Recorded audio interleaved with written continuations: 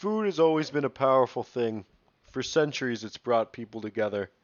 It can even make wars cease, at least for a little bit, to enjoy a meal. But what if I told you there was somebody who thought food held much more power than we ever thought before? This is CornFlakes, the quest for purity. Now, John Harvey Kellogg, a household name, Kellogg's cereal, had some weird views on sex and masturbation. Bet you didn't see that coming. Mr. Kellogg was uncomfortable with sex. He believed it unhealthy for the body, mind, and soul. He was a turbo virgin, let me tell you. We'll get a little more into it now. Even though he was a physician, knowing exactly how the body works, he was uncomfortable with sex, believing it unhealthy, as I said, for all parts of the body. He was celibate even though he had a wife. They had separate bedrooms. They didn't stay together. He adopted kids instead of having his own because the idea was sex was just too icky to him. He couldn't do it. So he hated sex. Can you imagine what he thought of masturbation? If you masturbated, basically Mr. Kellogg thought you were basically an untouchable, like in the caste system. Uh, you're going to hell. If you touch yourself ever, you're going to hell. But luckily, Mr. Kellogg also provides a few tips on how you can fight temptation and maybe remain a little bit chaste.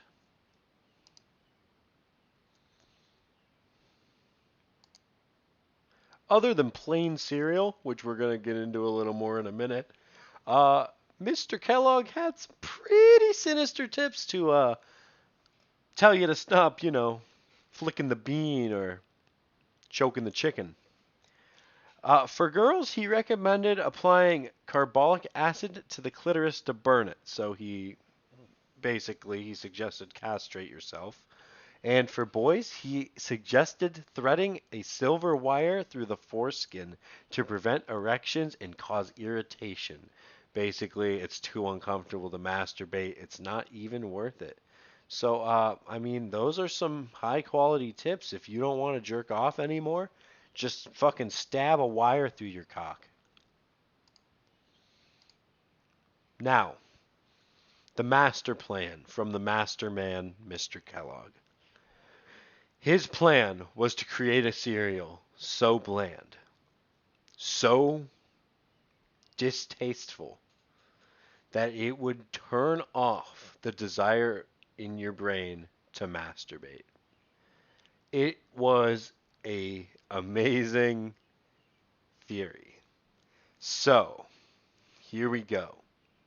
You're Mr. Kellogg. You make cornflakes and you say, fuck. These could be this could be it. This could be the cure to masturbation. No one will ever masturbate again if I can just make them bland as possible. I like to imagine he was in the lab. He was doing taste tests personally. The big boss would come in and say, these could be a little bit blander. Make it happen. And then once perfect blandness is achieved, purity, it is done. Everybody will be cured. Nobody will masturbate because his cereal was so bland nobody will want to. He did it. It's been accomplished. And you might be cheering, clapping your hands, but stop. Because you need to wait a fucking minute. There's something you need to consider. All these fucking cereals, okay? So I don't understand. This guy, his name is on every single one of these. You got Frosted Flakes. You got Fruit Loops. Mini Wheats have frosted like sugar shit on them. You got they put Mini Wheats on here twice for some reason. I just noticed that. But you got cereals that are like specific, like Fruit Loops and Frosted Flakes are literally just fucking cornflakes with fucking sugar all over them. So if you I don't understand what your plan was, Mr. Kellogg. If you planned on making a cereal so bland that it's going to stop masturbation, how are you also going to put out all these sugary cereals? It just doesn't make any sense. So, you got to go back to the drawing board. It's not as simple as our last slide. Here, right here, it's not as simple as this. You got to think deeper. Why? My theory. I think this was a personal goal.